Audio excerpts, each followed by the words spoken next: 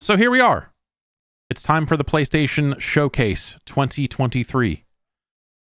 And I'm going to move this over here so I can kind of look at a web browser a little bit. I feel like expectations are running high. I think that the anticipation is obviously bigger than your average event. People aren't coming into this going like, you know, and also indicative that they are not calling it a state of play. They're not like, here's state of play and we're going to show 3 things and then see you later. But this is their equivalent. This is, to me, feels like it is being framed up as this is their E3 level press conference. This is their like, hey, this is going to be the thing. And I think that Sony is in a position where this could be very exciting because they have a handful of games they haven't really shown a ton of, right? You know, like there's stuff that's something like a Spider-Man 2, of course. You know, Insomniac's working on that Wolverine game, and maybe we could see something like that here. Maybe we end up seeing, like I was saying yesterday, you know, do we have a Last of Us multiplayer thing here? Because that's supposedly what they're working on, right? Do we get I assume we get a last, like, because Final Fantasy, when is that out? You know, that last round of previews just hit. That game's out on the 22nd of June, about a month out. So I think we will probably get some kind of last trailer, launch trailer for that, right? Not that that's super exciting, but I think that that's what that seems like the sort of thing, again, because part of this is, part of balancing these shows out is doing right by your partners, if you will. And so the third-party games and making sure, you know, Square, I feel like, has always been extremely well represented on Sony's stages over the years, and I don't see any reason why that would stop.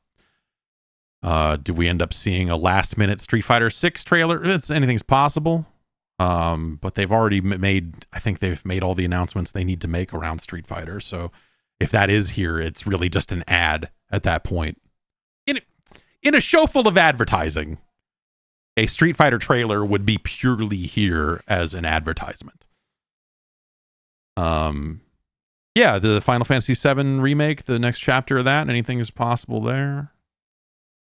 Anything's possible. I think that's the exciting thing about this show, is we're at a stage right now where, like I said, I think with a lot of these Sony studios, there's more, you know, like there's room for them to make big announcements, right? Did Ed Boon share gameplay yet? No. So the Mortal Kombat will be shown at Keeley's show on the 8th, so that's not going to show up here in that form. I wonder, we were talking again about it yesterday a little bit, like the announcement of Mortal Kombat 1 felt really strange because they just like 6 a.m. said, here you go. You know, here's our trailer, pre-orders open tomorrow. We launched a website with a FAQ on it. You're like, oh, okay. I mean, great. Like, you know, hey, awesome. And Mortal Kombat's big enough that, and well, everything's, you know, the news gets out there. If they had held it for this, it would reach necessarily more people. It would probably reach the same number of people. But you do wonder, like, was Mortal Kombat originally scheduled for this show and did it get bumped for some reason? So they just went ahead and announced it themselves, or, you know, because it just, again, rolling out your own trailer at 6 a.m. seems like a strange way to do it. But then, they get the data themselves. They don't have to compete with any other games or whatever else. So there's that argument to be made too. There's a lot of pros and cons with any way you go. And again, Mortal Kombat is a big enough franchise that it doesn't matter how they announce it. I mean, they confirmed the existence of the game on a goddamn earnings call. So I think that tells you they're doing things a little differently this time across the board. You You know, there's the earnings call stuff. I'm going to look at Kotaku's story here.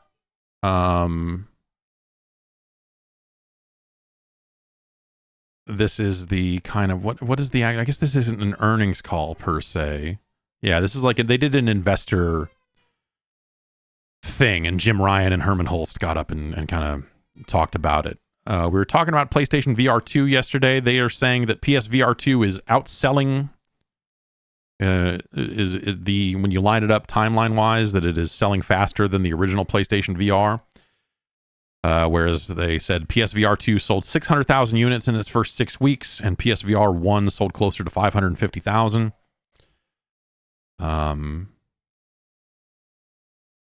So that's good, I guess. I don't know what are good VR numbers these days. Again, I think if you go off the conversations around the headset, which there just doesn't seem to be very many, it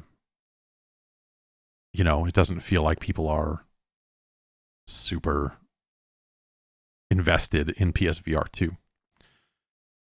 And they have a bunch of slides here about like, oh, PlayStation 5 users are spending more money on games and DLC and whatever else, that like there's, they're seeing much stronger. Well, I guess the numbers here, average spend 10% lower on full game purchases from PS4 to PS5, but add-ons and subscriptions and accessories have grown. Add-ons have grown to 210%. Average spend per connected device is the numbers they're going with there, which is an interesting metric. But I guess if you think about it in terms of the PlayStation 5 is expensive and early adopters are going to spend, and there's just, the industry has evolved in a way that the launch of the PlayStation 4 compared to the launch of the PlayStation 5, more games have different types of microtransactions and different monetization strategies. And so there's just more opportunities for players to spend that kind of money than there were at the launch of the PlayStation 4. Or for the first 3 years of PlayStation 4, I guess I should say. So that to me speaks to a larger evolution of the industry more than, PlayStation 5 consumers are spending differently than PS4 consumers. Like it's a bit of both probably there.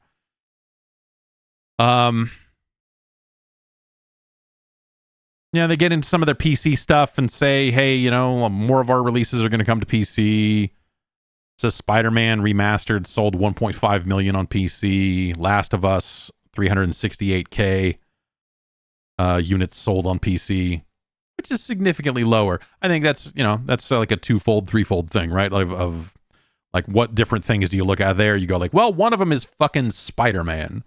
And people have heard of Spider-Man. People that don't own PlayStations, there's probably still some of them that are just like, what is this? What?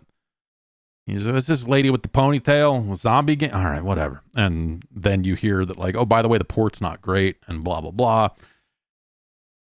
That stuff kind of adds up. Seems like they're doing, they're touting the numbers about the extra tiers of service that they have and saying that is doing well. And then there's this bit about cloud gaming that Kotaku has pulled out.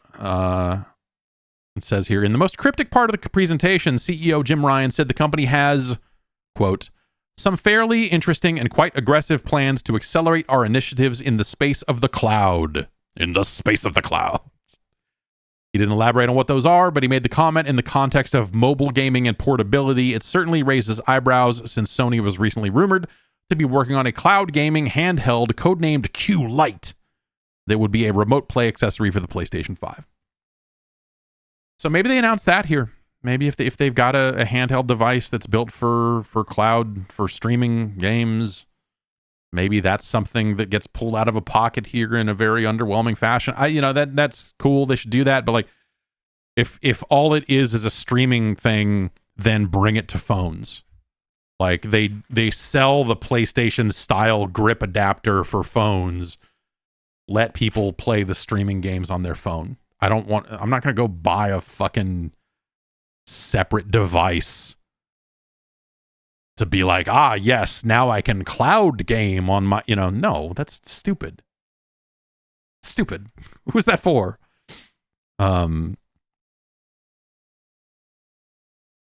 So yeah, other hardware stuff. I think there's. I think it would be very foolish of them to talk about a hardware upgrade to the PlayStation 5. If they are in fact going to do the thing that was rumored last year of moving from, like, basically moving to one SKU of the PlayStation 5 and only selling a discless console and then selling the disc drive as an add-on.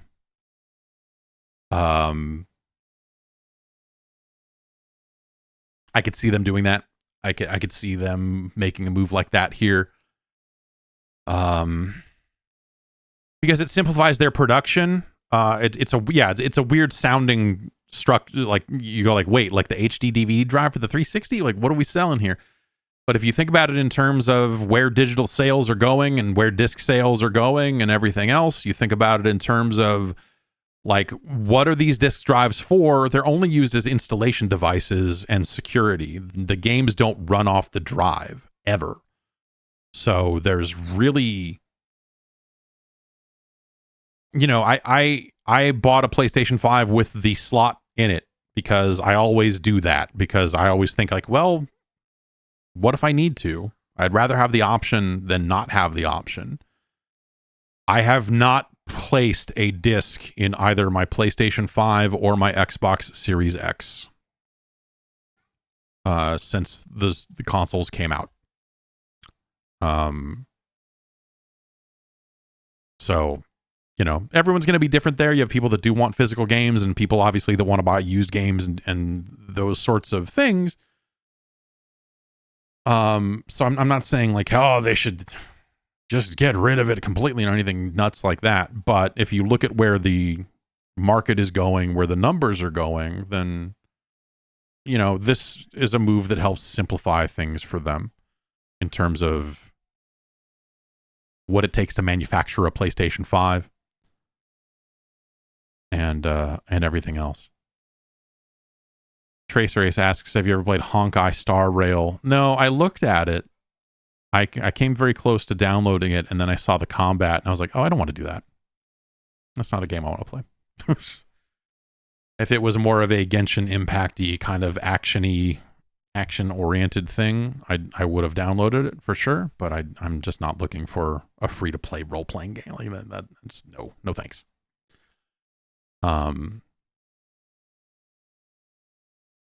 Yeah, so I guess, like, there's some of the stuff, well, yeah, like I assume we have to see Spider-Man here. But I don't really know what else. That's the exciting part, you know. There's the stuff that I like. There's ancient information that I heard about. You know, oh, this studio is doing this and that, and we'll see if some of that, maybe something like that would be here, and if that comes to pass, I will let you know. But there's also the third-party stuff, the third-party side of things, and that's where that, like, if you want to go prediction crazy, that's where it gets really nuts, because then you've got people going like, man, what if fucking GTA 6 is here? And you're like, it could be. I don't know. Like, I don't think that Rockstar needs to announce it a PlayStation thing. I think that they are a big enough franchise that they could do it themselves. And also, they don't necessarily need to announce it right now, even though, you know, the stories over the last week have been like, that game could be coming sooner than you think. And you're like, oh, yeah, okay, maybe. But in terms of, you know, if this is being billed as a PlayStation showcase and not a state of play, then, you know, I think we have to approach this with an E3 level of information, of just in terms of like, what are the types of things they would have at a show like this. Like, they themselves are going out of their way to not call it a state of play. So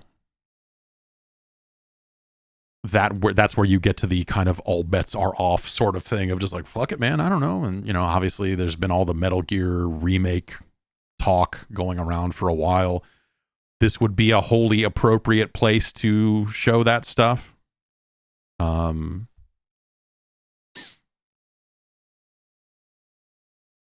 I don't know.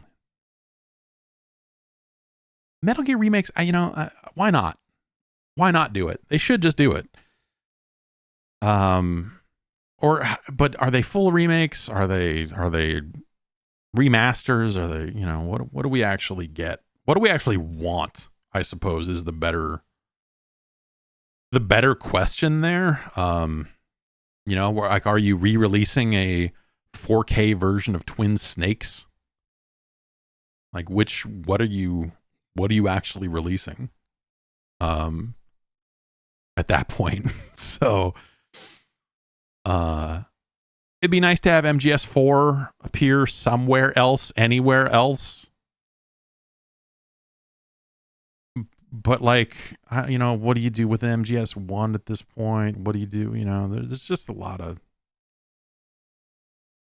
I think anything you do there, you're going to have people that are, like, mildly unhappy about it, right? Where if it's a full remake, they'll be like, no, that's terrible. If it's a remaster, you'll have people who are like, ah, God, I think the best thing they could almost do is just put the original games out on the streaming, on the, on their PlayStation Plus tiers or whatever, and just be like, here, you can just download them and play them, and then do full-on remakes.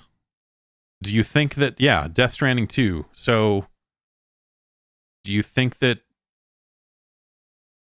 if we assume that the Metal Gear talk is real, do you think that they put Death Stranding and Metal Gear remakes in the same showcase? Or is that not cool? Are people involved in that like, no? Like, we're not sharing stage time, stream time with that motherfucker, or is it like that? Open with Death Stranding, close with Metal Gear. So who knows? We're a couple minutes away here. I'm gonna unmute. Wait, that's not the unmute button. I'm going to refresh this page real quick just to make sure that we are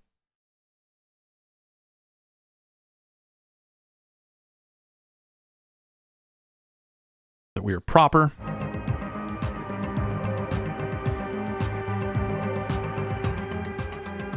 Ubisoft would sometimes do a thing where they'd be like, oh, we're going to show a little smidge of a game at one of these press conferences, and then we'll show more of it at our own.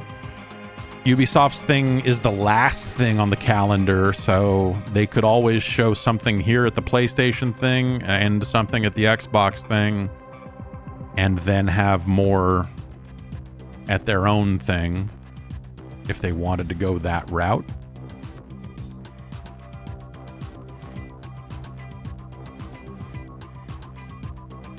This doesn't feel like E3. You know what I mean? Like, because there's not this abundance of weird leaks and hang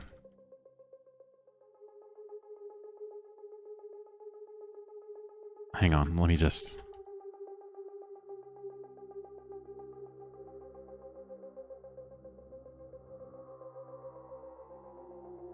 because the one of the fun things about the run up to E3 that you would get is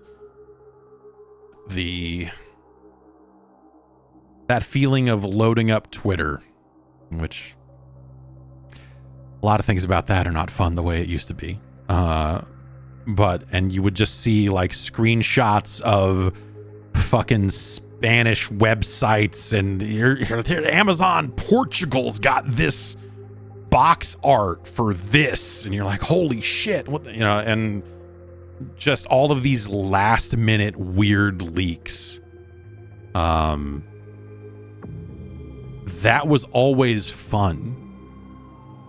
I remember sitting out back behind the hotel we were staying in on Figueroa, and someone had sent me, this was the day we got into town, and I got into town and I opened up my laptop, and then someone had sent me all of the pages from Game Informer's cover story for Titanfall. like 2 days, 3 days before it was getting announced. That stuff's just fun. All right. We'll talk about that later.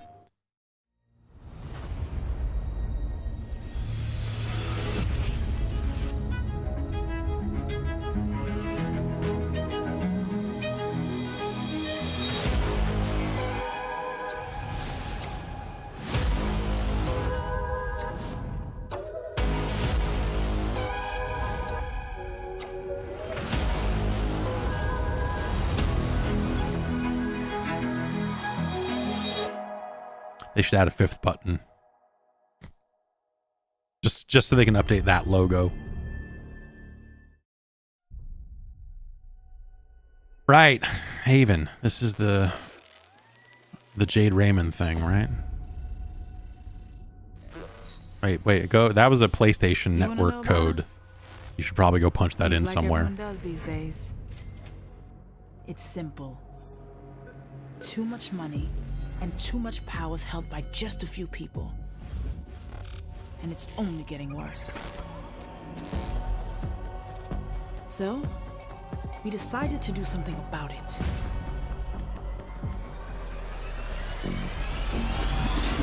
Let's go. This, for a second, had the same vibe as that Sega game where you're stealing shit in space. I'm something like you. My drink and drive too. Work 9 to 5s when I was in high school. These shoes here don't come out till June. This my pick. I'll crop you. Married to the game. Said my I do's. Got a window seat like Erica Badu.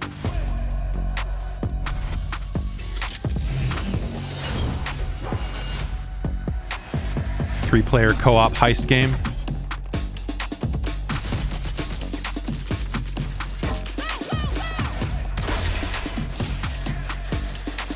I like the look of it.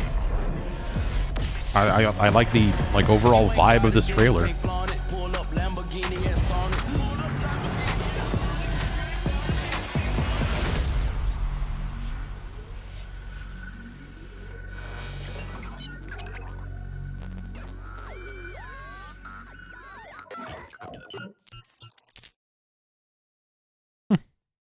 Okay. Fairgames.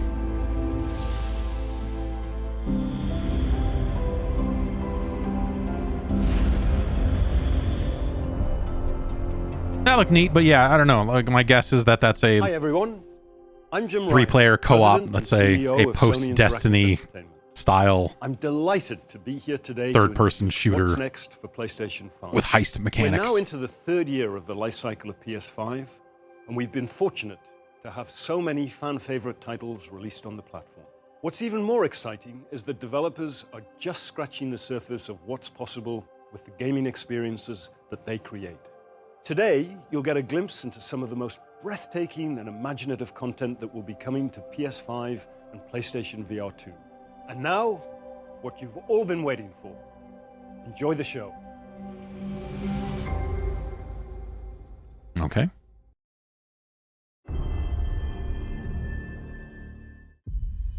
Super Earth. Our Super home. Earth. Our way of life. Yes, Super Earth. I'm already in. Doesn't come free. Super Earth. Sweet liberty!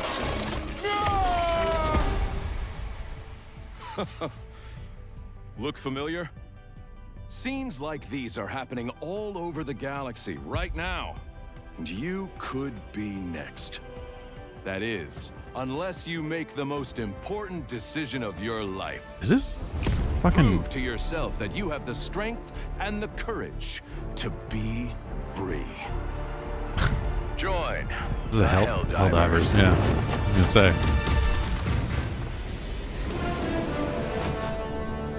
Long time coming for this one, huh? Shit. Experience true. Some camera angles adjusted for trailer use.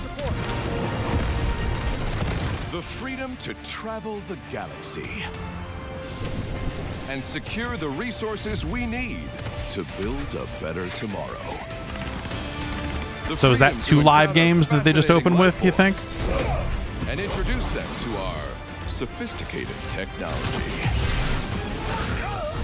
The freedom to make new friends and represent the best of what Super Earth has to offer. Just keep saying Super Earth, because every time you say it, I get a little bit more amped about this video game. Together to spread prosperity, liberty, and democracy. Become part of something larger than yourself. Become a hero. Become a legend. Become a Helldiver. Becoming a Helldiver may result in decapitation or mortification. Not all Helldivers survive. That looks good. Helldivers was good. Super Earth is good. Super Earth is very good. Super Earth is very, very good. Fucking Super Earth. This also looks like a live game. What are we? Okay. What are we doing here? Follow, but do not engage. Oh, is this Maybe engage a little. This is the Immortals of Avernum. I have heard good things about this.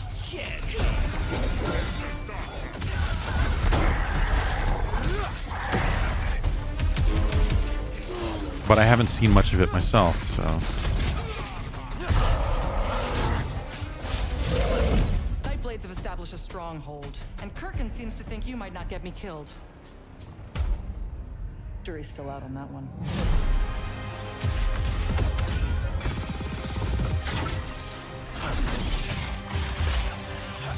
Yeah, it's a magic-themed first-person shooter. Yeah, it's the new Hexen. Yeah, I guess.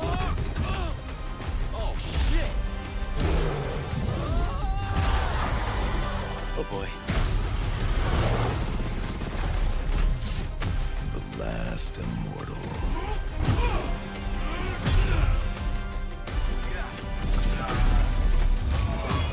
Roshanians haven't had enough yet. We haven't given I don't them like the enough look yet. of these character faces. Is that a weird thing? There's something about the faces in this trailer that are not... They're looking real weird to me. Your men killed my family. Don't turn your back on me!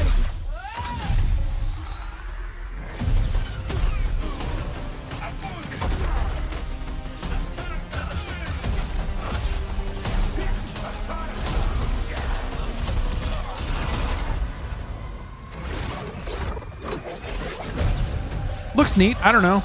Like I said, you know,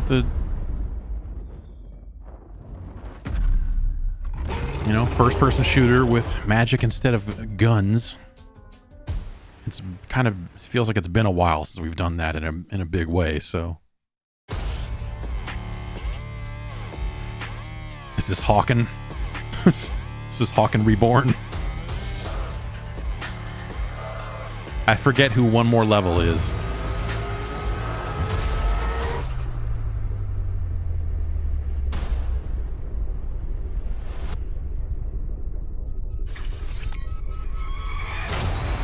Sure.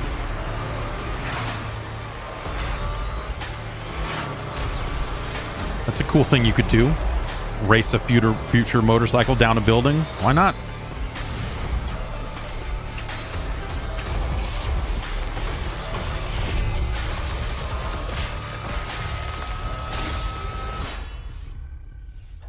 Huh.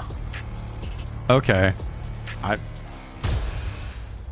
would not have thought there would be a ghost run. Yeah, okay. Yeah.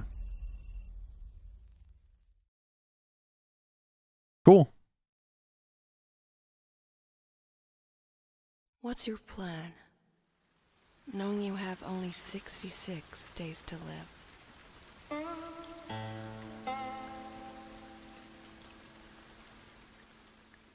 Cranking it for 65 of them. And then taking as many people down with me on the 66th. You know. Just run away. But my hat.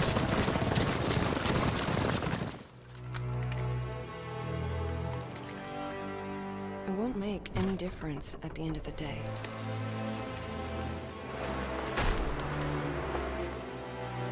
You know better than anyone else.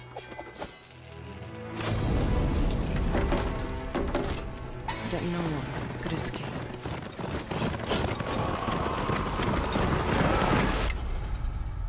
Cruel Man Studio and CBS Music? What? Is that what that's... Everyone wears a mask. You too. This is a real face. We thought that the Killer 7 aesthetic was good, but changing personalities in a different era of time.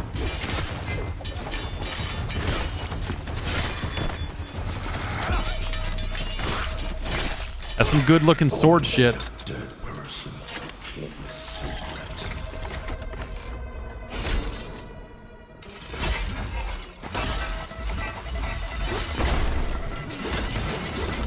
Yeah, this just looks hectic, man. Like, it's just got a faster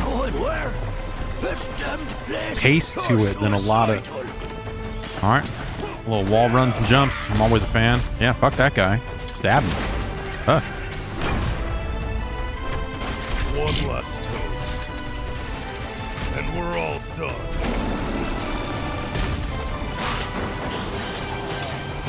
Yeah, man. Sure. This looks like a collection of insane situations to be in. Why not? This looks cool.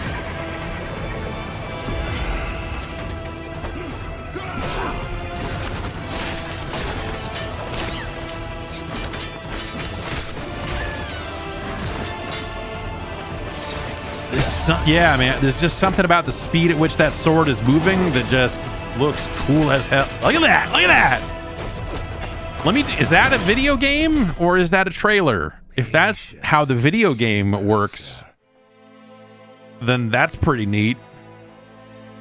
Time is not on his side. And is that just how it is all the time, or is that a system?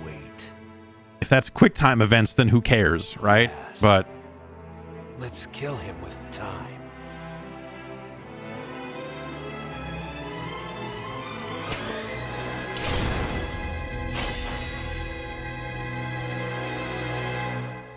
What's your plan?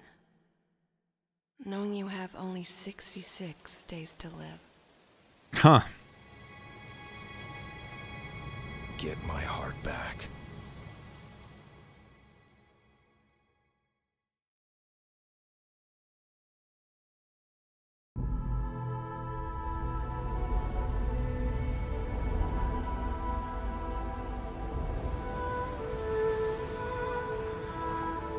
Journey 2. This time you've got a gun.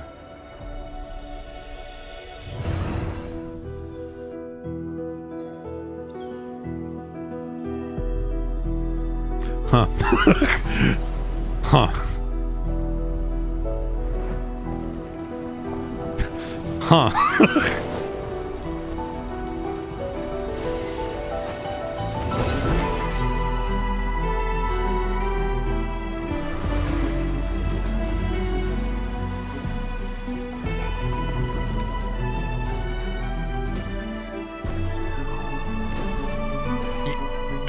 Yeah, okay. So we wanted to make Journey, but let you do sick tricks on a skateboard. That's maybe the purest pitch for a game in the history of... Oh, man.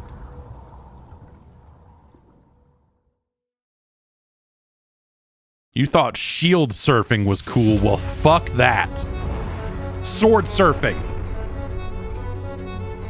Tell Link I said, get fucked.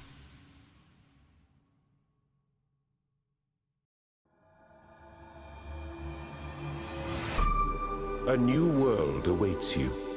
Hell of Full circles. Dangers and mysteries, signs and wonders.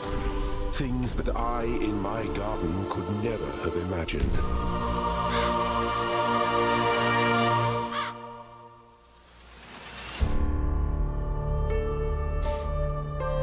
Think of the world we could build if we believed in ourselves.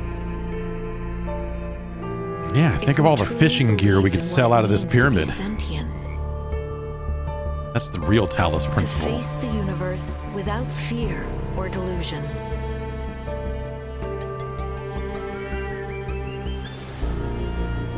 Imagine vast cities full of life and light. Great towers rising towards the sky. Yeah, that robot walking upside down. So much would be possible. If we believed. It's my hot observation. If we still had faith. Bent. You gotta have faith! No?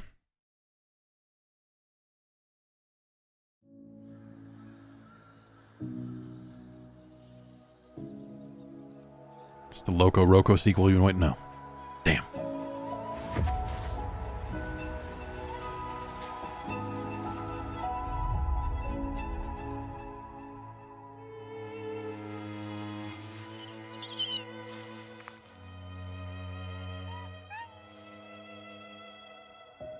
I mean, it's a little weird that flowers sprouted out of this bird. I'm just gonna say. Do you agree with me, wolf with tree branches?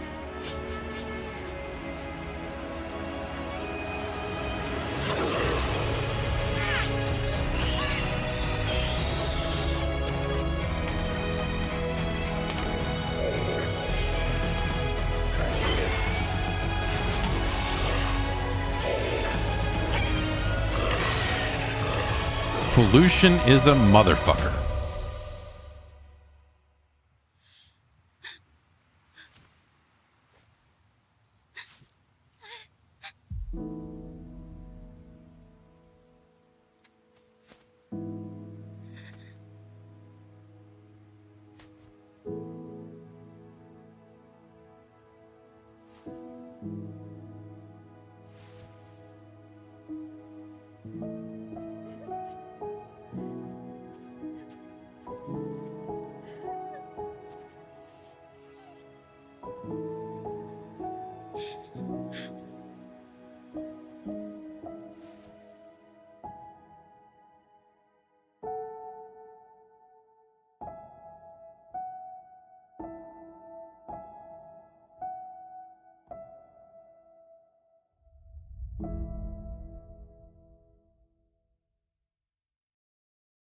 All right. Never.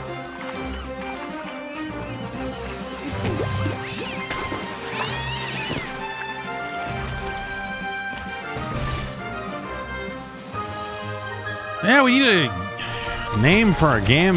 The cat goes on quests. What do you got? Fuck, man. I don't know. Cat quest? Oh, that's funny. No, I mean, like, no, why don't we just call it Cat Quest? We could just call it Cat. I mean, we'll put a subtitle on it or something. You know.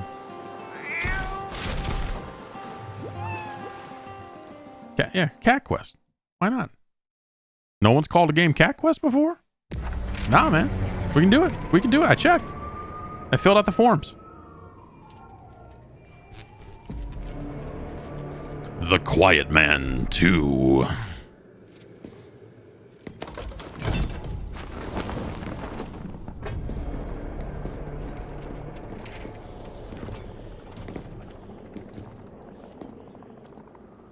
This time it's loud. Man, New Kingdom Hearts looking weird. Okay, it's a showtime!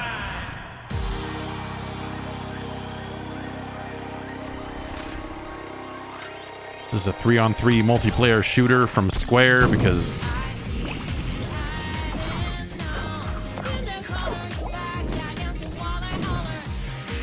while I like everything about this trailer and where it's going,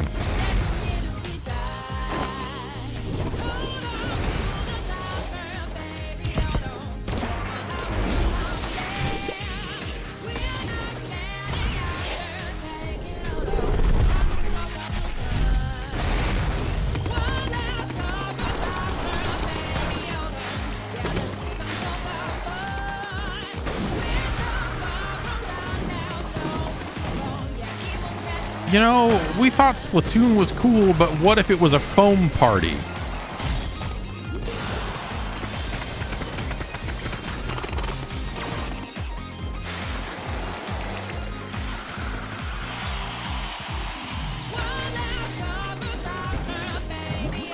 I feel like that, like, in a minute here, it's going to say at the end of it, by the way, if you watched this whole trailer, you like NFTs, haha, fooled you. It's just something about this that feels real. For the foam star party? I am, what? Yes, I'm ready for the foam star party. Man, this really is, they just sat down and said, oh my God, they really... I get it. Splatoon sells a lot of copies. Welcome to the land of Mojo. Here we find Jot, the Plucky Squire, and his friends, Violet. This thing is neat. And Pip. Our heroes protect the land from the villainous sorcerer, Humgrump. They adventure to the edges of their realm, and even beyond. There, Jot finds it's a very cool effect. World to explore. Super cool. Dangers, surprises, and attractively furnished accommodation. Our heroes must battle Humgrump across the two realms if they are to save their beloved land from his diabolical designs. Off the page and into adventure. That looks so rad. That's such a cool effect. And they nailed it in both sides, right? You know, if the 3D stuff looked like trash, you'd be like, ugh, boy. But I think both ends of it look really cool.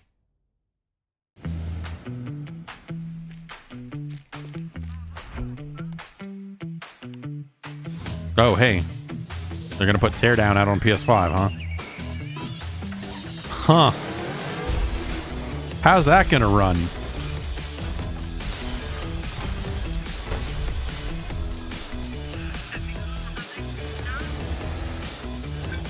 I mean, as long as you're doing regular stuff, it'll run fine. Teardown without mod support is not something I'm especially interested in. So unless this trailer is about to go like plus mods, then you know.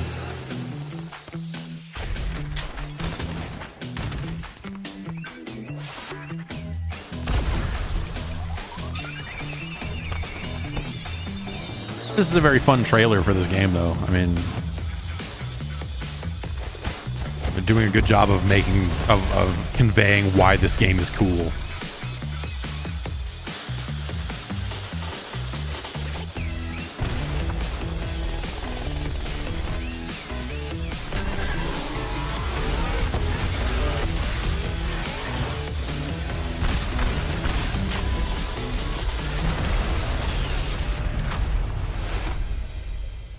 But yeah, they would need to do a whole lot to that.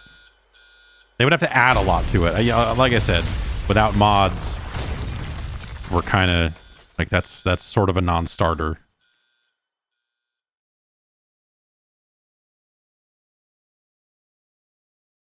If I can't crash the planes into the buildings, then why am I here?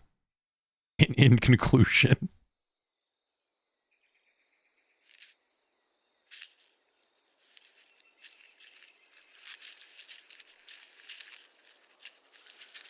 Well, I don't like this.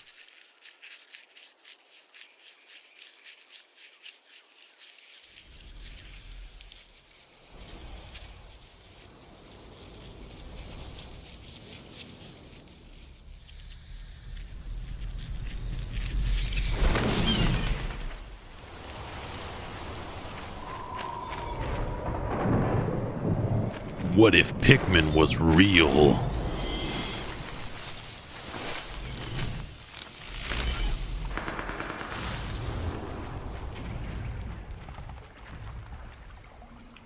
These are very generic sounding gun and explosion noises that bird just flew through.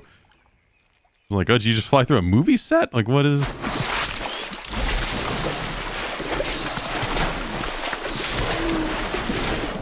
That snake is eating? Hang on.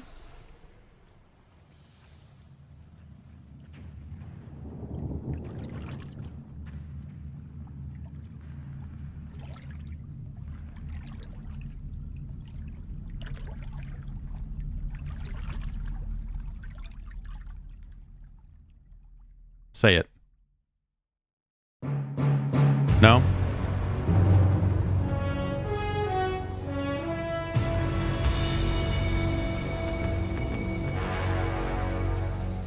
What a thrill,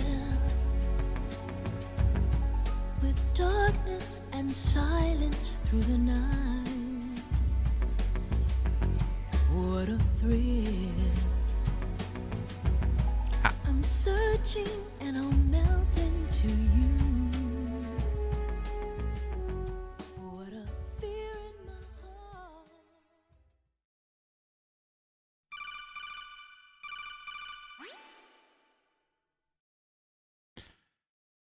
Master Collection Volume 1. So the original games. So there you go. The original games will come out and then they will do a remake of 3, I guess, huh? Sure. I don't know.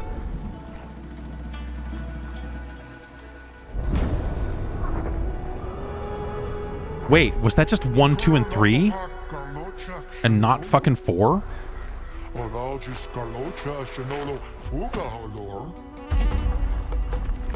I guess it was Volume 1, so Volume 2 will have to be 4 and fucking Phantom Pain. What are they, you know? We're gonna port Acid. I mean, hey, port Acid to fucking PlayStation 5. Fuck it. Peace Walker, yeah.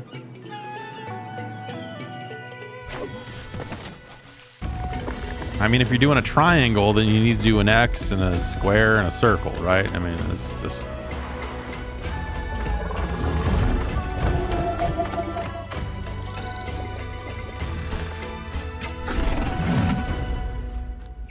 We'll have to see what Konami puts out press release-wise about that stuff to see if they have any more detail in there, because that's kind of...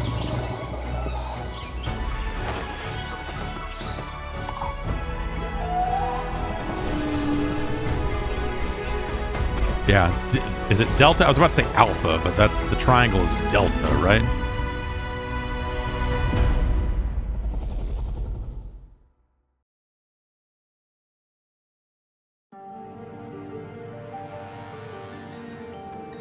The blind march is on. These people live with a knife to their throats. You have to believe us. We'd help you if we could. But you're helping us already. We never asked to be saved. Did you think we'd thank you? They'll never forgive us. We're all marked now. Every time you show your faces, it is we who suffer. Creative Business Unit 3. Rename these fucking things, man. If you're gonna use them in that way, like put a fucking flashy looking name on it. Come on. No, wait, don't. Actually, don't. Don't ever change it. Creative Business Unit 3. Oh, that guy. That's the guy from Diablo, right? That's the same voice actor from fucking Diablo 4. You are branded. Tell me true. Do you believe what I'm about to do is wrong? I was forced to kill. You do it by choice. They don't believe in me. They believe in the powers that dominant. You can't blame a man for wanting to bring an end to all this, can you? Yeah, I would love to bring an end to all this. Totally. And thus is the light of hope severed. This is truly the final fantasy. We'll save ourselves, and we'll do it on our own terms. Come to me, Ifrit! Who are we? What are the dominants? We are but mighty acts of God. Enough of this. I use my talents to my advantage. These characters seem dumb. They are not yelling about chaos and listening to nu metal the way they should be. Darkness has taken hold of you. It has made you forget yourself. I don't want to be a monster, Clive. I have to stop him. I have to save them. I made a promise to my friends, and it is These trailers that are just like we cut a bunch of dialogue together and it's not, I don't know. We fight, we survive, we endure. We don't need a reason. That's right. It has shaped our legacy. No more crystals. No more crystals, no more chronicles, no more crystal chronicles. Fabula Novus. Fate will fall. This is funny.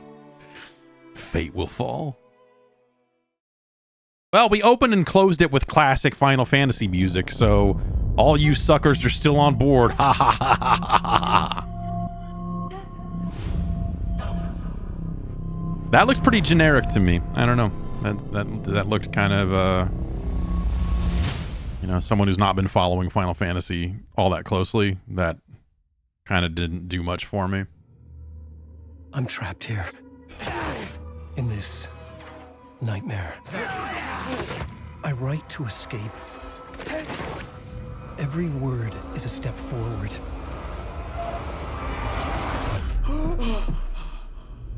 Into darkness. I'm glad you're on this case with me, Anderson. I got a trunk full of batteries. What brand are the batteries? You know what brand. Special Agent Robert Nightingale. So you knew Al Victim? Only the rumors. He was chasing a writer. Someone knew they were here. Was playing a game with them. Killer left a message. It's for us. The text is about us. We were all that guy. In a horror story. Look at that guy. The horror story. Smacks paint on the case. What do we?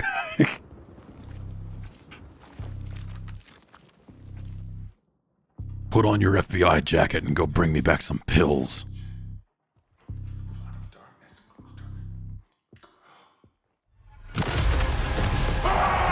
There's something I'm forgetting. Something important. Something's not right! Easy now. First things first. What's your name?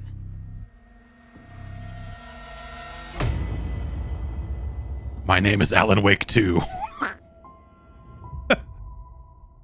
You mean Alan Wake the second? No.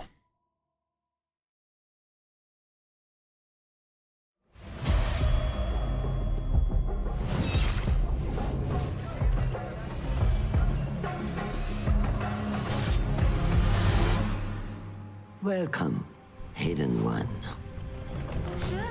That feels like a little just the first handful of seconds of this trailer felt like it was like, hey, remember when we used to make them like this? We want to try to make them like this again. Of course, that's the point, right? Is why they're making like 9 different Assassin's Creed games so they can make one that's like this. Enough time has passed that people are like, no, maybe I want one of these again.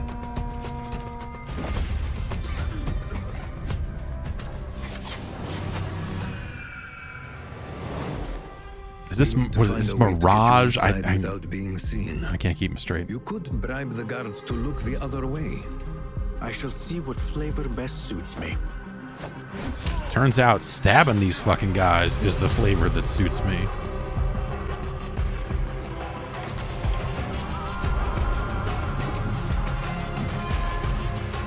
Embrace the fear.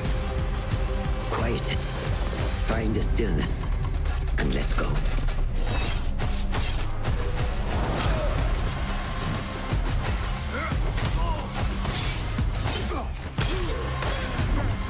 Yeah, I pushed the X button and stabbed like 5 dudes.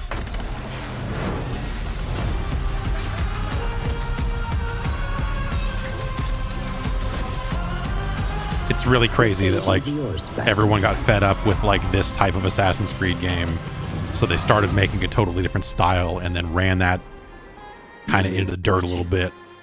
Well received. To the point where now they're bringing this style back and expecting people to be like, yay, Assassin's Creed is back. Or, you know, or like it's weird. It's weird. Oh, hey.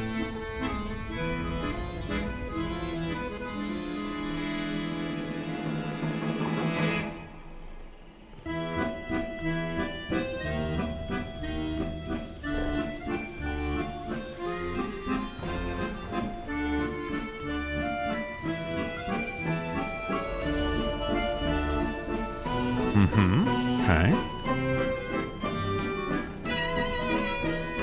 Yeah.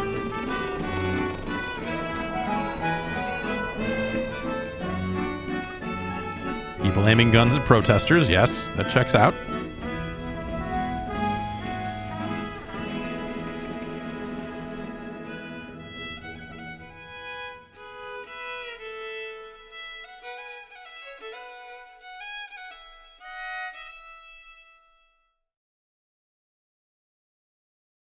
All right.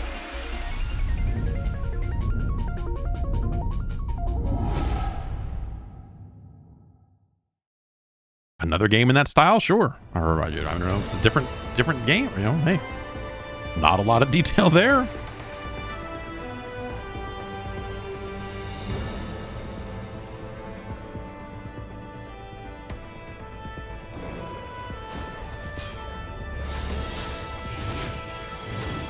I don't want to be a jerk about it. This game looks about as free to play as it gets.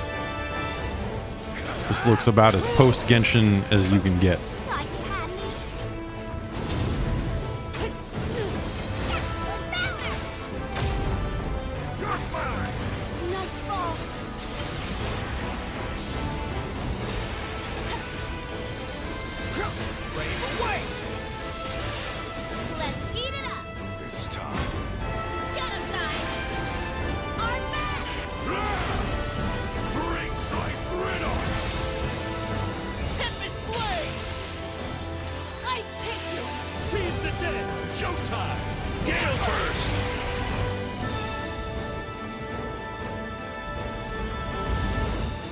I just want to lay down. Is that weird?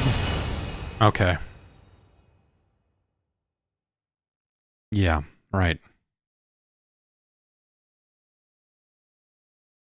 Okay, yeah, you see, do you get a little last minute Street Fighter thing? I mean, there's nothing left for them to say, right? I've crossed paths with many during my journey for true strength. I've also met my share of enemies. Opponents I had to overcome. Like tracksuit guy here.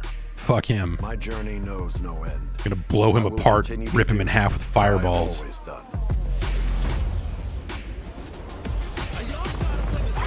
When you said you were seeking strength, despite having no real need to do so, honestly, I thought you were a complete idiot. Masters, he was set up.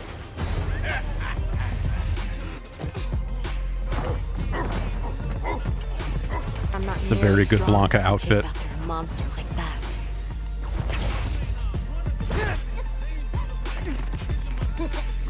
It's probably worth looking into this nice shawl business. That power seemed to be the Satsui no Hado. Was it simply a trick of the senses? Bison, he attempted to set the world under his heel through violence. A veritable madman. You like my hat? When you go looking for strength, it's not like a game. This journey doesn't have a real ending. Street Fighter 6. Yeah, just a little story mode trailer for you. Outfit 1, color 10. Not sure what's worse, that they're calling it that, or that I know exactly what that means. Like, oh, outfit 1, color 10. Okay, so new colors for every outfit, but only the first costume. Okay, all right. Well.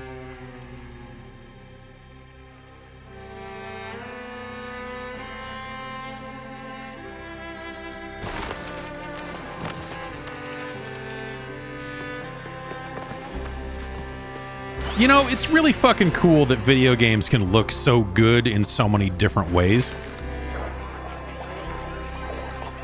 If you know what I mean. Like, we can have all these polygonal powerhouses, ray tracing, all this, you know, like the high-end technical stuff, but then all these platforms are just powerful enough to deliver sick-ass art, 2D, 3D, whatever you got, and so you can have stuff that looks like this, but moves and is an actual playable video game. It's pretty fucking nuts. You know, stuff like this, or like, you know, Cuphead, it's just like stuff where you just look at it and you're like, I can't believe this.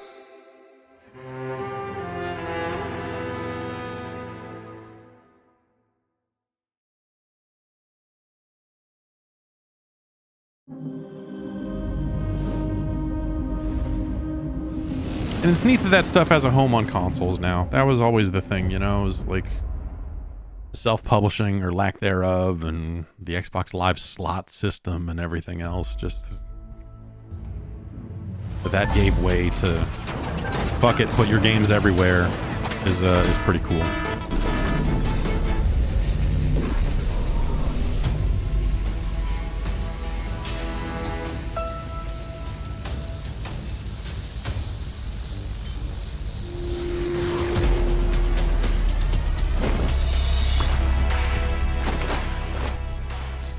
The world must be changed. Got it.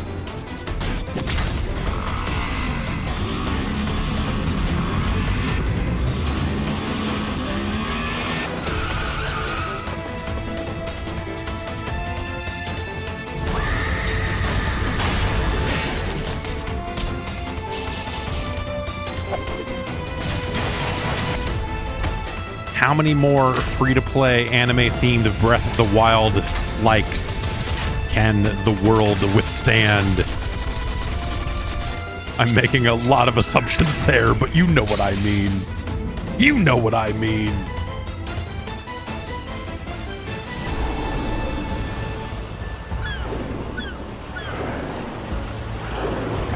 That's yeah. Beat Chat says looks like a Vita game. Yeah.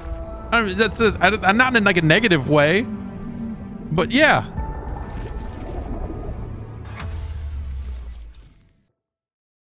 That game, Tower of Fantasy, that's on phones already, isn't it? I have a build of that sitting on my desktop from before it came out. When they're like, "Hey, you want to check this out?" I'm like, "Yeah." And so I have like an Android, like a 2 weeks before release Android build of that sitting on my desktop. I'm like, I don't have an Android phone. What? Oh, hey. Oh, hey. Oh, it's 2. Okay, wait a minute. You do not remember? Then have you forgotten that you protected me from the dragon's flame? Don't you remember the human bones? They move on their own. Of course, that begs the question. If he's a mere mummer, then where might our true Arisen? Empress Nadinia's life is in your hands, Sir Arisen. Praise be, for only the Sovereign's guidance can lead us true. Long live the Sovereign of Vermont!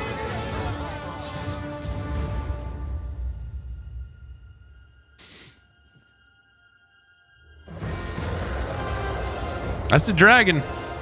You got the dogma up front, and now there's the dogma. It's a dog. It's a.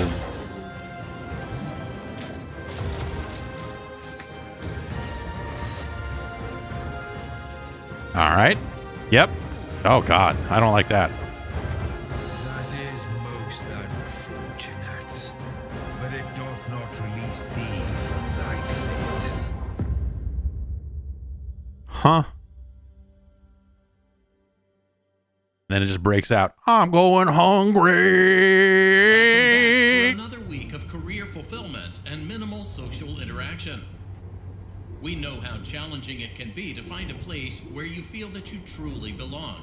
Is this a VR game? A job that treats you mostly with respect and only infrequently with contempt. For that reason, we are excited to inform you that you did an adequate enough job the first time around to have you back.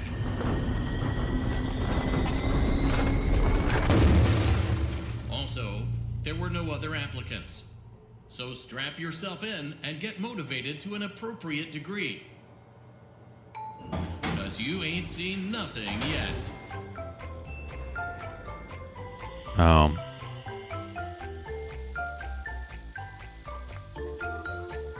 Still making these, huh?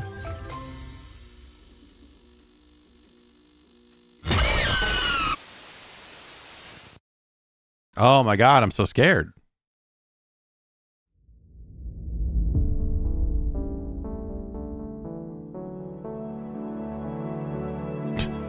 I was like, this is just a logo thing, but for a second, oh, okay. For a second, I was like, is this Electroplankton 2? What am I looking at here? Oh. Now we've entered the VR. Yeah, put it in the corner. Let people know. That symbol!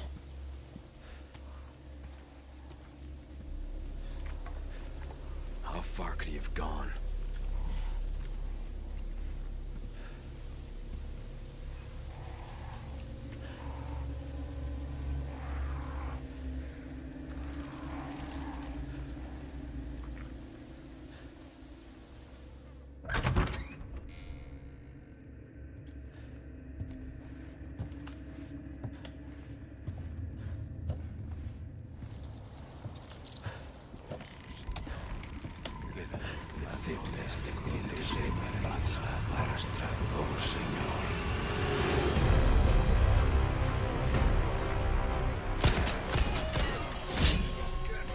Huh. Like that combat sequence, but with actual VR, like actual hands, is conceptually really interesting.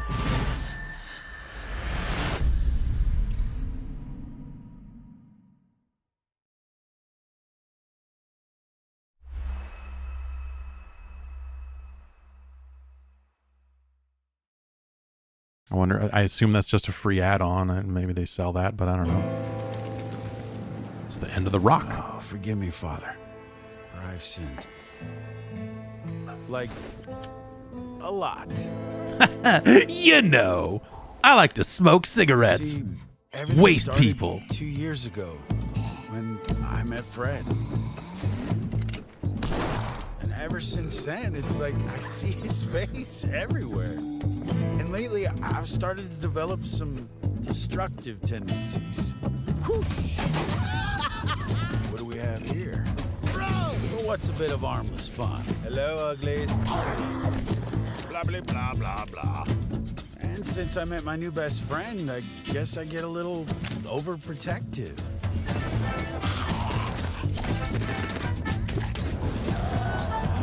Okay, very overprotective. Now, I'd love to sit here all day and chew your ear off. I'll be right out, boy. But as you know, time waits for no man. Catch you later, Fred. Like, yeah, sure. But who's a good boy? Right. Okay. Woo! Looks like today's gonna be a scorcher.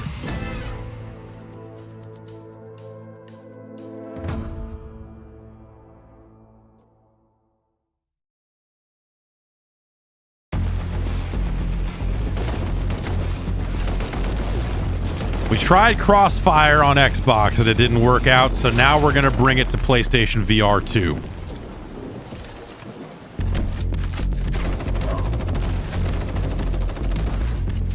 Where we're sure someone's going to care about it.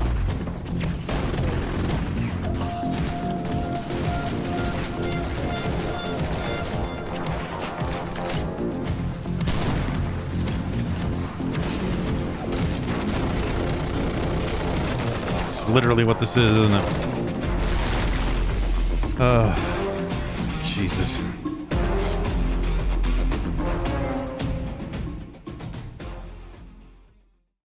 Cool.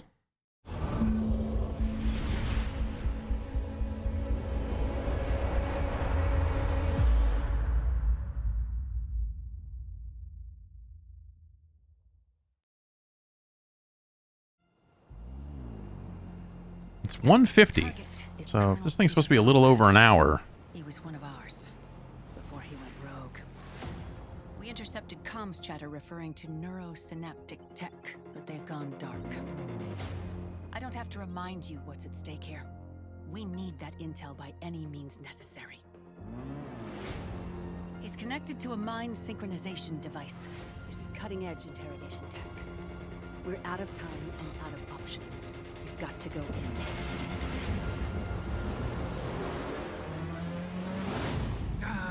Yet another lamb to the slaughter. Well, come on then.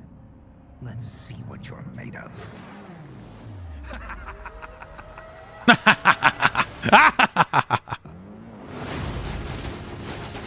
Impressive. I believe End Dreams made the tactical kayak game in VR. This is my mind, my war, my rules. I need you to focus. The clock is ticking. You have to adapt. Back again? Pathetic! Your heroics mean nothing! You're getting close. You're approaching the center of his subconscious. You think you're a threat to me? What if we made Psychonauts but fucking sick?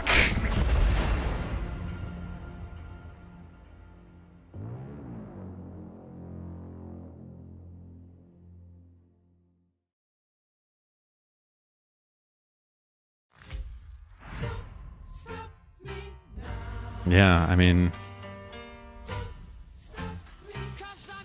At first I was like, well, whatever, but then I was like, oh right, this isn't out on PlayStation VR2 at all yet, right? It's not like DLC for it. It's like, oh, by the way, this game that is definitely 1000% obviously going to come to PlayStation VR2.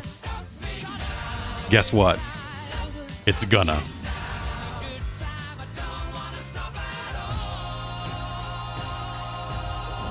Here's some licensed music just to make it a hassle when you upload it to YouTube later. Thanks. Oh, is it? Okay, so it is out on... I don't know. Ask me anything about Beat Saber.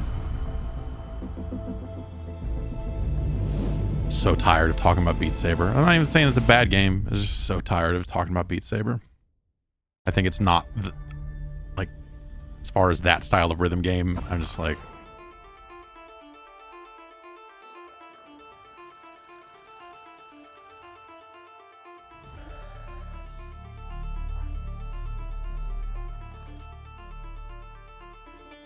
I was about to say, is this the, I don't know why I thought that, but something about this, I was like, is this the next Bungie thing?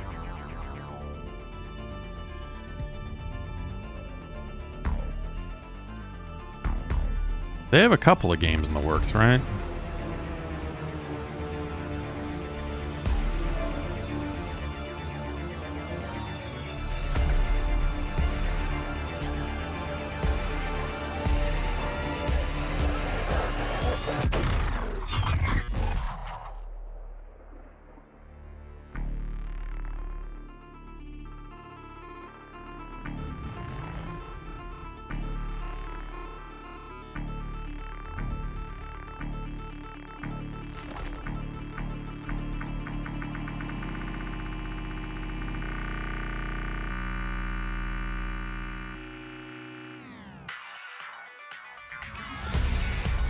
Oh shit. Right, that's right. Yeah. Sure.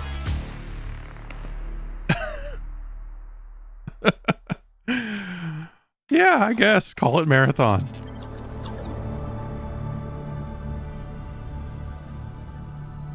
They let someone talk? Is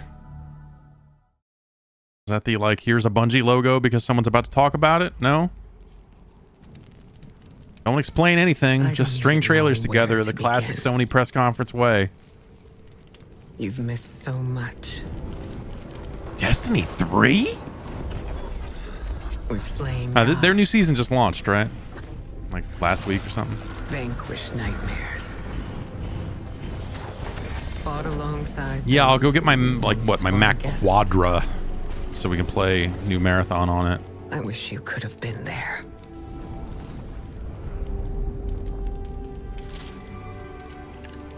Yeah, me too, kiddo. But hey, I'm here now. Wherever the hell here is.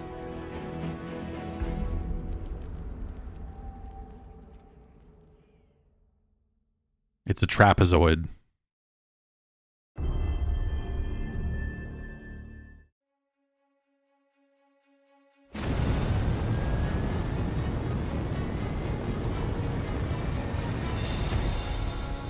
I always thought they would pull the trigger on bringing back Cade a lot earlier than they did.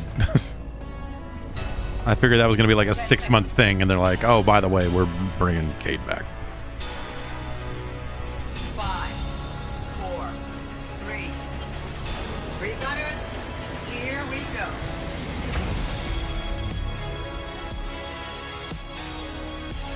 It's a very cool logo build right there. That's very nice. Very nice. What's the game? I don't know.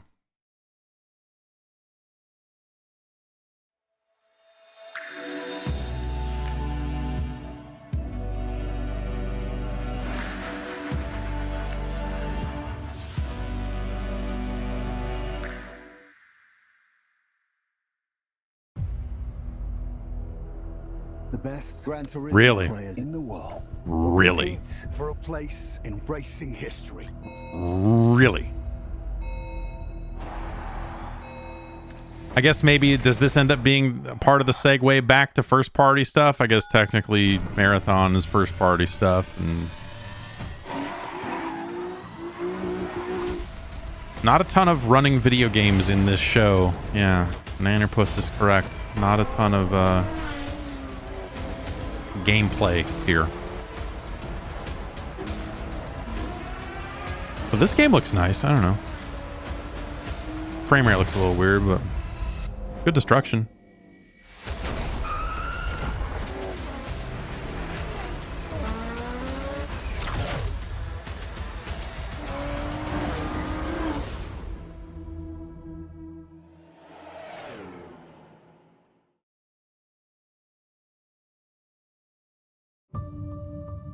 I love how they keep hammering home based on a true story. Like they have. Thank you for joining us today.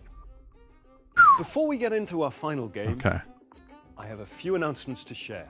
At PlayStation, innovation. I'm high as hell right now. And that applies to not just what games you play, but how you play them. Later this year, we will launch a dedicated device that enables you to stream any game from your PS5 console using remote play over Wi-Fi. Internally known as Project Q, it has an 8-inch HD screen and all of the buttons and features of the DualSense wireless controller. We look forward to sharing more information in the near future. If that thing's I'm like also 99 pleased to bucks, reveal then our great, first but ever like I don't. PlayStation earbuds, which will bring next-generation audio immersion to PS5 and PC. They simultaneously connect to smartphones via Bluetooth. New wireless technology will deliver lossless audio with low latency, giving you outstanding sound quality while you're playing.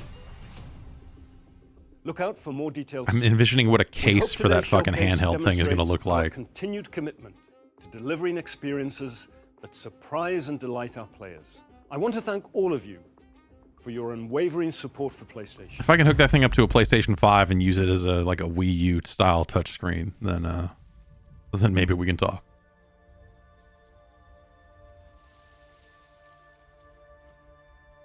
But like, why make a dedicated device for that? Just get me a phone screen and a PlayStation 5 controller and send me on my way, or a laptop screen. You know, if you're in a hotel, like what, you know, whatever. What's the use case for that? Where you're like somewhere you have good enough internet, but it probably doesn't have cellular. You grow slow in your old age, Sergey.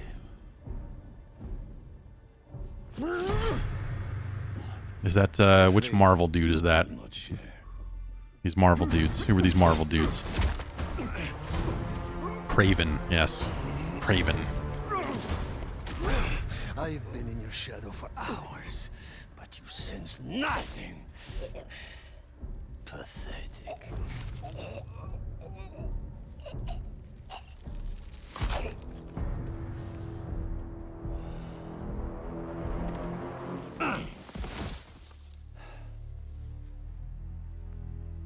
I asked for an equal. And this is what you find. Sir, perhaps a new hunting ground. New York City?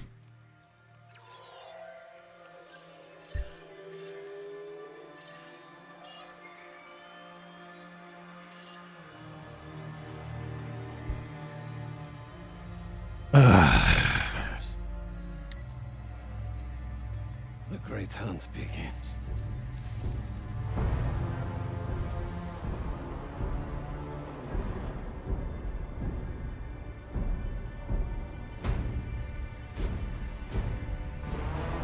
It's a nice looking tree. What'd you think? Some like stealth camo guy was gonna appear out of the tree and move or something? No. Instead, we're gonna go into New York City and. Closing in now. For a bit of there, I thought that this was going to be Wolverine, but I'm guessing this is now Spider-Man. Cover the door. Right? The beast could be anywhere.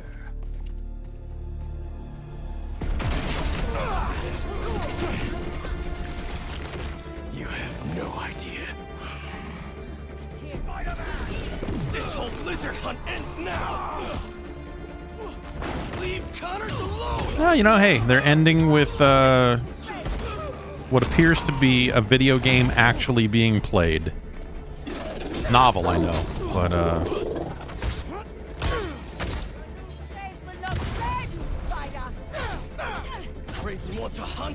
give him one he'll never forget. He's gonna wish he never came to New York. Spider-Man seems angry now.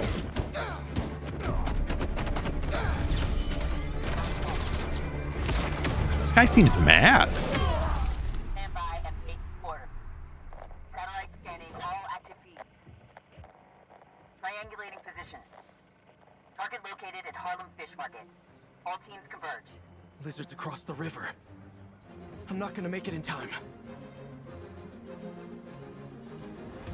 Miles, the hunters tracked Connors to the Harlem Fish Market. Ooh, if they can do that fast, that'll be cool. Like if the swap can be super fucking fast. Guess we'll chat later.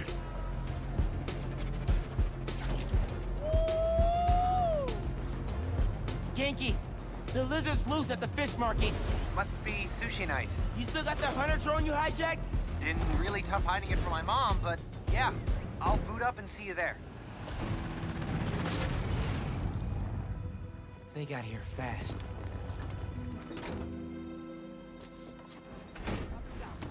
Can't let him find Connors, or he's done for.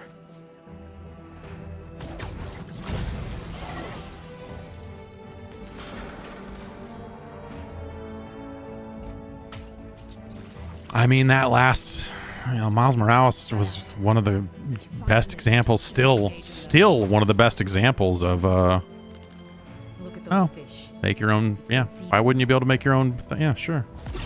That's good. Never saw it coming. Cool. It was one of the best examples of the fast loading PS5 stuff. So So,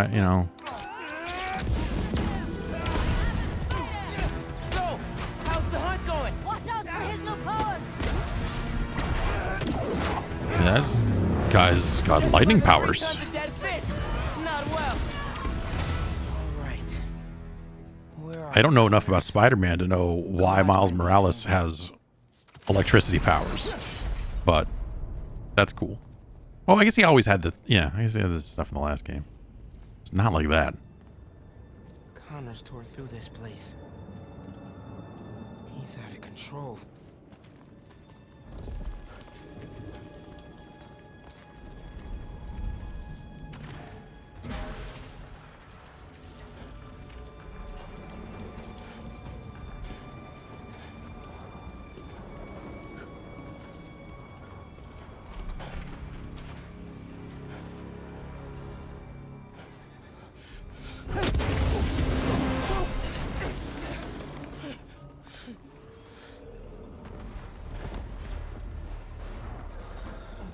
Now. Yeah, making your own tethers and being able to walk across them and string people up. That's neat. Drone's picking up Lizard's trail. He's still eating. We can catch him off guard. Rest of this stuff looks very nice. Get behind me.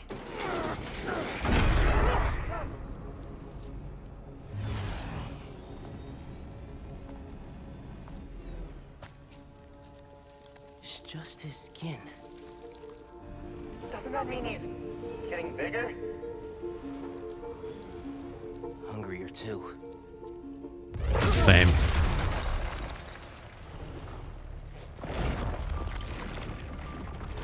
Whoa. Hey, man. New threats? The building's swarming with hunters. Any sign of Connors? Yeah. Genki's tracking him. Hey, Mr. Parker. Mr. Spider-Man, I mean. But the date isn't complete.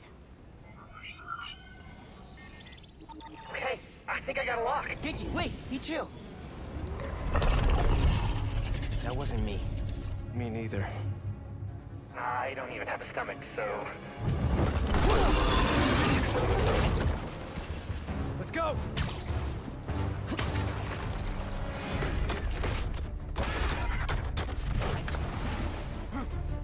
Go, go, go! Take him alive!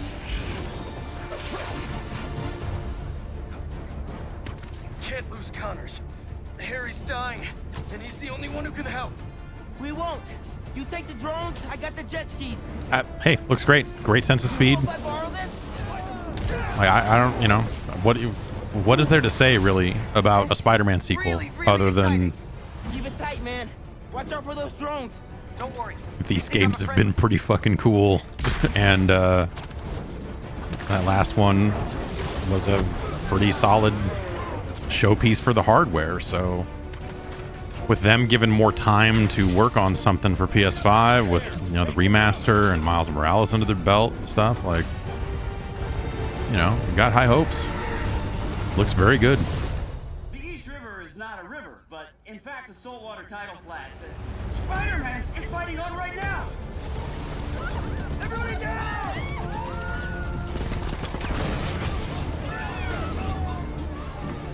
Help the tour boat!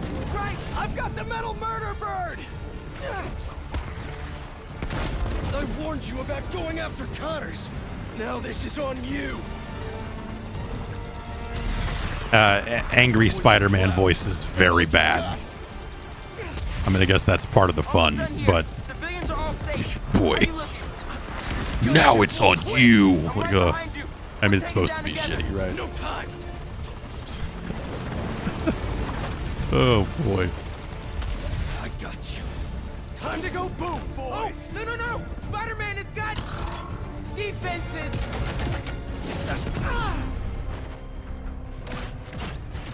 Spider-Man, hang on.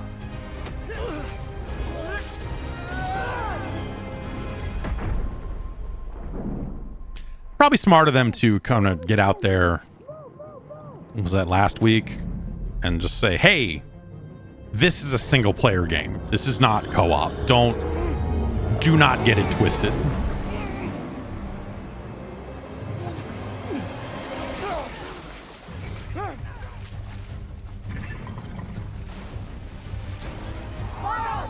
Grab on, let's go!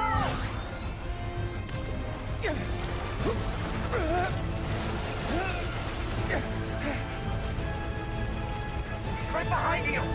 I know! Whoa! Eat faster! Fly faster!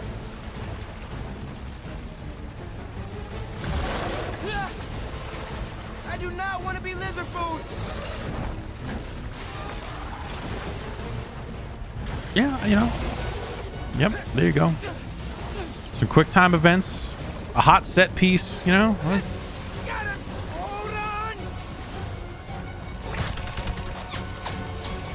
I enjoyed Miles Morales quite a bit. I did that other Spider-Man game. I thought, you know, again, felt was kind of bloated with open worldy type stuff. But Miles Morales is such a great tight package. Like, I think that's my main hope for this, is that they don't bloat it too much. They don't. 1, 2, 3, Allie!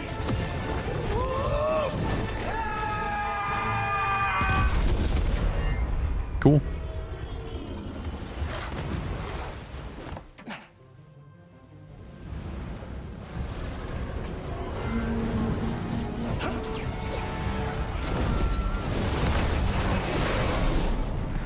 Not quite sure I needed to see this much of this. I mean, this, don't get me wrong, this is probably the best looking thing they've shown, the most exciting thing they've shown. It's good, Pete. And it's almost certainly their closer. Let's go, man, before he gets too far. No. He's mine. You sure? He's got big teeth. So do I. He's not normally like that, right? No. He's never like that.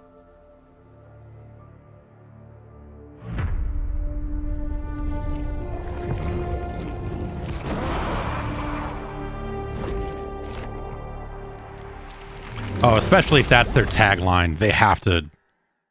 Yes, they were smart to get out there and say, hey, this is not a co-op game.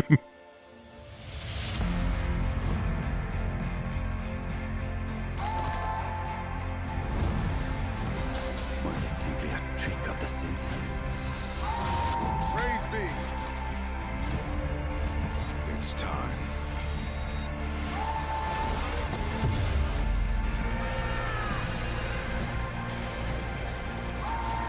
Contract site coming up.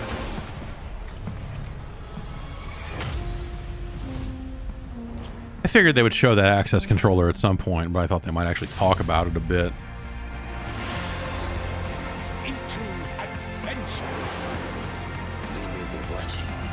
Yeah, back in the good old days when we were excited about Super Earth. Oh, those were the times, man.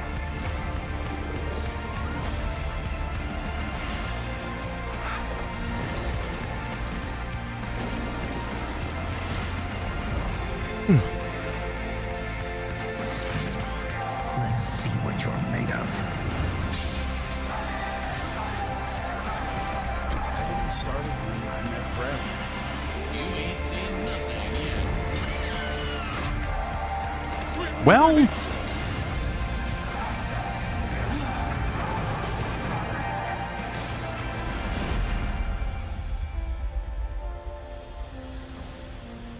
you know, that show seemed absolutely fine. I think I will be curious to see kind of what the... Blah, blah, blah, blah, blah. Oh, come on. That's the best you can do for your funny stinger is that thing? Come on. You could have done better than that. Knock a point off it. People in the chat are saying 7 out of 10. Make it a 6 now.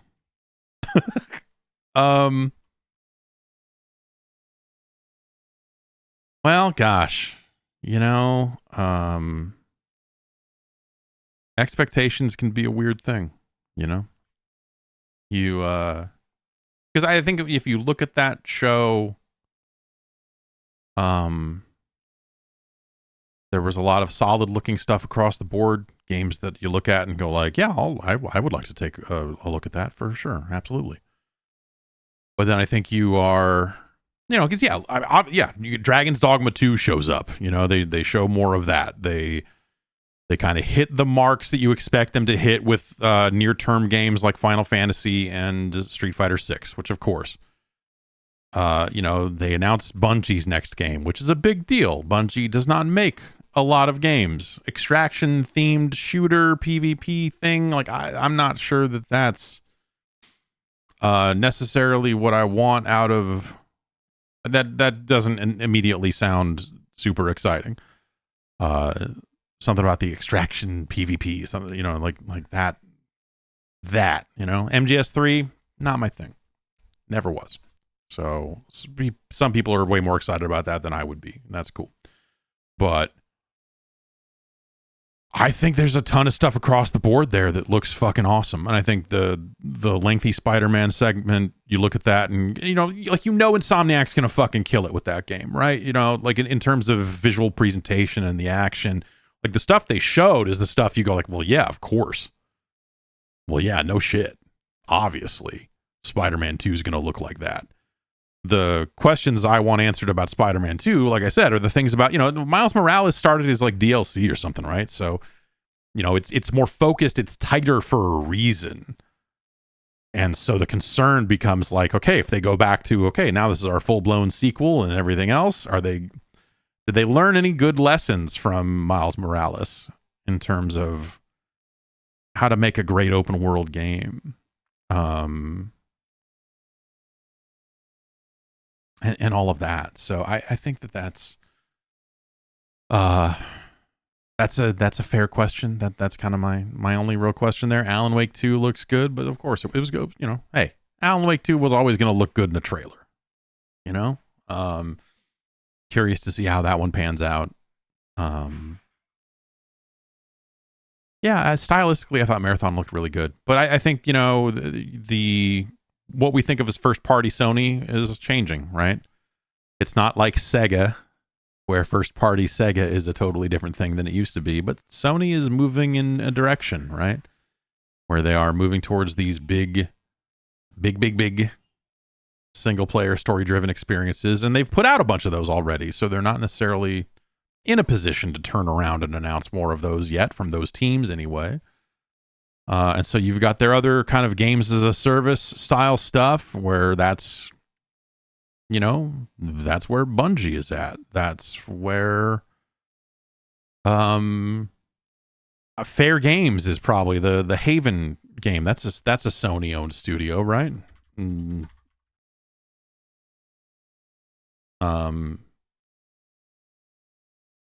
Did they buy that? Did they buy Haven? Yeah, they did. They bought Haven last year. So that's Sony. You know, like people can sit there and go like, where's the new first party games? There you go. Haven. They own that studio. That's them. That's Sony. Interactive in Electronics America. And so on down the line. So I think, you know, you can look at it and go like, you know, what about these other studios? What about Sucker Punch? What about, you know, yeah, Helldivers is them too. They bought that studio too, right? And so I think if you are looking at, if you're looking at this showcase and saying, where's first party Sony? Then I think you are a little out of date on what first party Sony is these days with the acquisitions they have already made. Did they buy Arrowhead? Yeah, let's get to the bottom of that real quick. I started looking that up and then stopped.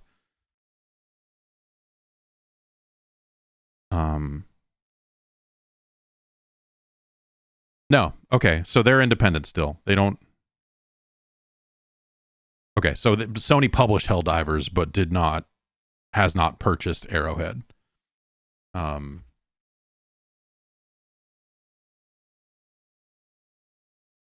But yeah, you know, it's a lot of that stuff has changed. And so yeah, there are still these kind of known Sony studios out there that we don't really have word on, like a Sucker Punch or Bend or I guess Naughty Dog, right? I mean, you know, like I feel like they've said as much that they are doing that multiplayer thing, right? Is that that's like a known thing? I forget if that's like confirmed or if everyone's just assuming they're doing that. I think that was when they were talking about leaks. I forget what it was. I don't know the exact circumstance, but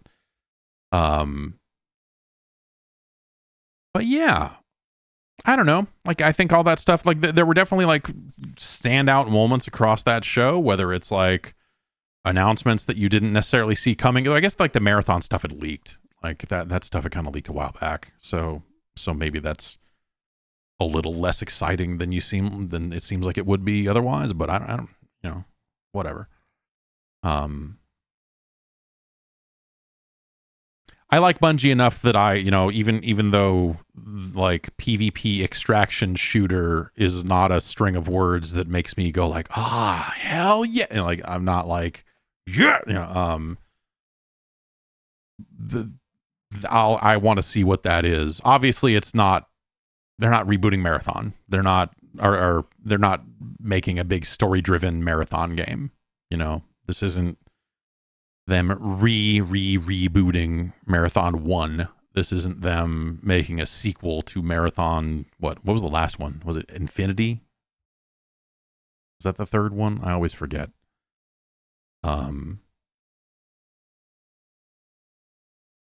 But yeah, I mean, Marathon seems like a multiplayer focused shooter, and they're just using that name, and that doesn't bother me much. Because I'm not a big Mac gamer. So, like, I don't really have... I would venture a guess and say most people do not have a real attachment to the Marathon franchise. And so why not? I think there's some visual motifs there with the stuff that they've done. Remember that when they remade Marathon for Xbox Live Arcade? Like, that's probably... If anyone who played Marathon in this day and age probably played it there at this point, right?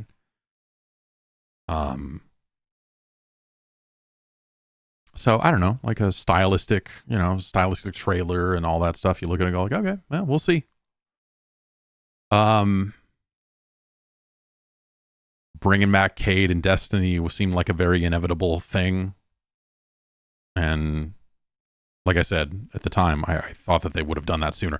When they killed off Cade and Destiny, I figured it would be a 3-month thing. I felt like the very next quest was going to be, we can go here and we can regain the light and we can take the light back and shine it upon Cade's, you know, whatever, and that they were going to bring it back 2 quests later or something, you know. So when they didn't do that, I was like, oh, cool.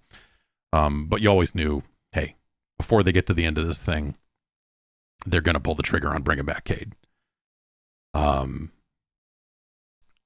And so, you know, that seems fine. I thought that Fair Games trailer looked good for what it is. But like a lot of these games kind of blend together a little bit, not necessarily stylistically, but just from a, like, if you go look at like that trailer seems very much like, here's this 3-on-3 heist game, you know, and you look at it and go like, this looks like it could be similar in nature to about 3 other games that are coming along one way or the other, right? And so I think that's kind of the danger of a lot of live servicey type stuff is you want to make shooters, you do, yeah, PvE, like the template exists, right? And some games are going to stick to that pretty well. Like I said, that Fair Games trailer kind of reminded me of that Sega game, whatever was that Creative Assembly that was doing that? The Maraud? No, I was gonna say it was called Marauders, but that's not the name of it, is it? Hyenas. And then yes, Square's gonna make that Splatoon knockoff with foam party mechanics, and I'm sure that'll be I'm sure that game will be available for years and years. That's going to be straight to the top, baby. But also, there's something kind of cool about someone making a fucking Splatoon knockoff. I don't know. Like, it seems like there would have been more of those by now when you think about how popular the Splatoon games have been. And foam is an interesting, especially if it's foam you can stand on, like that, like the Finals has that foam gun that you can use to build bridges and all kinds of cool shit. That's a really neat mechanic in that game. The Finals is another one of those. That, like, you could put the Finals in alongside Hyenas and alongside Fair Games and some of this other stuff and just go like, there's a slurry here, there's a slush, you've all kind of made the same thing. And that's not to say that any of those games are bad. I thought the Finals was really awesome, but there's just something about the visual identity of these games. I think it's part of it is they're trying to go with this like young urban aesthetic and the vibe they're trying to convey in some of these games, that just some of it just feels like everyone's going for the same thing. It's like, we want to make something cool. It's like, well, what does that mean to you? Creative director who is too old to say that sentence out loud and have it mean anything, and then they go, it's 3-on-3, the foam, cool shoes. We want our players to be able to get cool shoes because I'm a creative director, so of course I have the Nike app installed and I'm always trying to get the latest drops.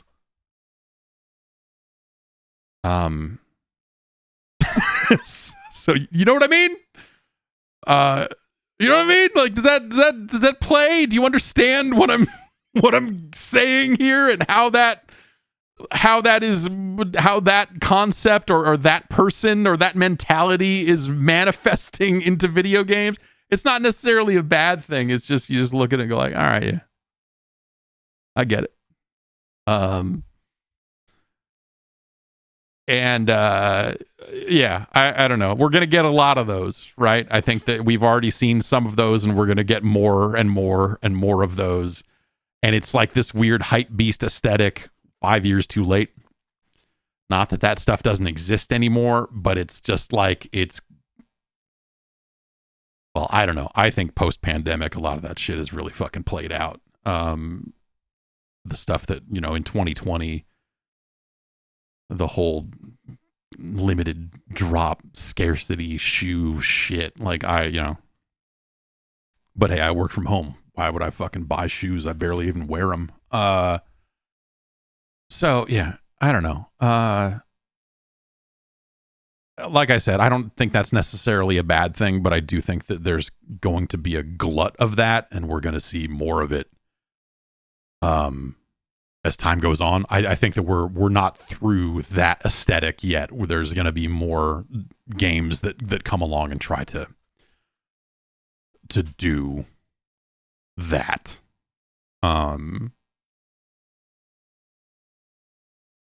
But yeah, anyway, as for the show, like, you know, it was good. I think if this had the full pomp and circumstance of, hey, E3 starts tomorrow and here's this, and, you know, all of that, I think that it would be a lot easier to feel very down on this, because you would go like, oh, why wasn't there more stuff from these studios or the kind of classic Sony franchises? Because there was none of that. Right? No traditional. I mean, Spider-Man 2 is a Marvel, you know, I guess it's a Sony franchise, but like there was nothing in terms of like, hey, here's the next one of these. And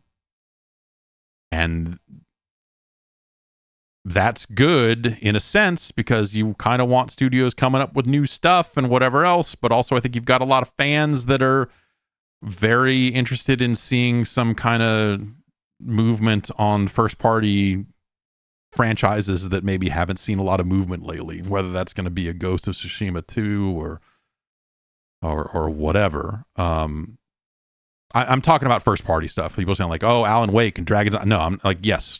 Yeah, of course. Dragon's Dogma 2 was there. That's a Capcom game. That's not what I'm talking about. But yeah, I would have thought that the Last of Us multiplayer thing would have ended up here, because that seems like that would be an easy, good thing to show. Maybe it's just not ready, or who knows. I don't know. I don't really know what to make of that. Like, it was a fine show. I'd have to go back and I want to go back and look at just show me the list of games, and you look at it and you go like, yeah, this is all decent stuff. Looks like Keighley got the press releases out of Sony. More details on Project Q. It's a dedicated device launching later this year that enables you to play any compatible game installed on your PS5 console over remote play over Wi-Fi. It says Wi-Fi 2 here, but I think that's probably because he pasted in a paragraph of a press release that had footnotes on it and did not paste in the footnotes. With a vibrant 8-inch LCD screen capable of up to 1080p resolution at 60 frames per second, this device delivers crisp visuals and smooth gameplay streamed from your PS5 when you're away from your TV. All of the buttons and features of the DualSense wireless controller, including adaptive triggers and haptic feedback, are featured on the device. I'm sorry, man. I'm sure that there's someone who's like, oh, my mom is always watching her damn soap operas on the TV. I need to be able to play my video game, you know, whatever it is. There's someone is going to get some benefit out of that device, but that seems fucking useless to me. Have they even said if it's something you can take on the road? Is it like remote play, or is it like use it in your house? I mean, obviously streaming is going to, especially streaming from your own console, depends on your upstream bandwidth and depends on all of these other things. And why can't we do this on a phone? Maybe announce this for phones. Maybe they're, hey, we don't want to announce it for phones because then no one will buy this thing. Why would anyone buy this thing if you can't remote play on your phone? Let me get the stupid clip. I don't even like the clips. I think that's a terrible solution. But let me bolt my goddamn phone to a controller, or let me use a laptop with a controller plugged into it, which you can do that. You can remote play from a computer. And just do remote play that way. Who's this for? Who's the consumer that needs this highly specific device? Unless it's like kids or something. And they're like, well, we don't have PlayStation 5 in the kid's bedroom. It's on this other TV, but sometimes little Billy wants to play, I don't know. Like I'm really not clear on why anyone would get that. Like that device in particular seems real fucking silly. Depending on the price point. That thing goes for, again, $149 or, some insane low price. Then you go like, okay, sure.